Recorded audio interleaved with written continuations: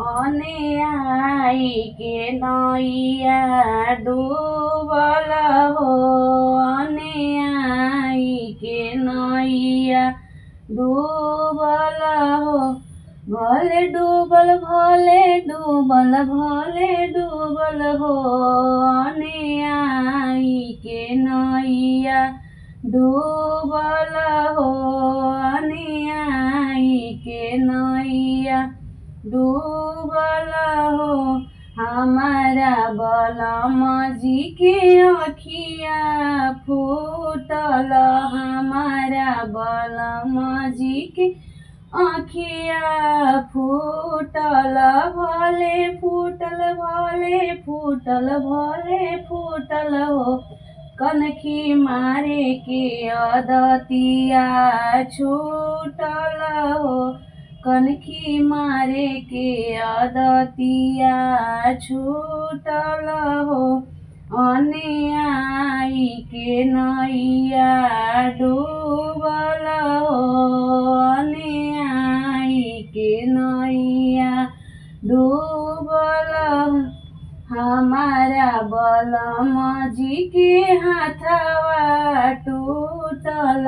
हमारा बलम जी के हाथवा टूटल। भले टूटल भले टूटल भले टूटल हो।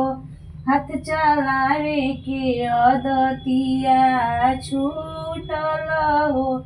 हाथ चलावे के अदतिया छूटल हो। अने आई के नैया डूबल हो। अने आई के नैया डूबल हो।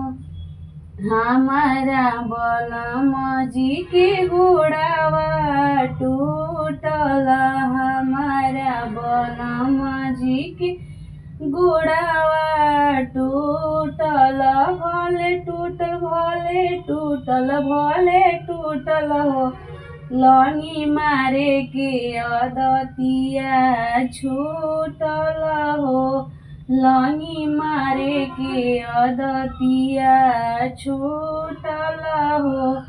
अने आई के नैया डूबल हो।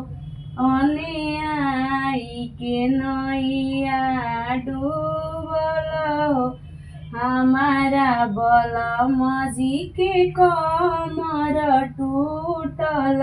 हमारा बलम जी के कमर टूटल। भले टूटल भले टूटल भले टूटल हो। धक्का मारे के अदतिया छूटल हो। धक्का मारे के अदतिया छूटल हो। अने आई के नैया डूबल हो। अने आई के नैया डूबल हो। हमारा बलम जी के दाँतवा टूटल। हमारा बलम जी के दाँतवा टूटल। भले टूटल भले टूटल भले टूटल हो। दाँते काटे के अदतिया छूटल हो। दाँते काटे के अदतिया छूटल हो। अने आई के नैया डूबल हो। अने आई के नैया डूबल हो। हमारा बलम जी के मुहवा फूटल। हमारा बलम जी के मुहवा फूटल।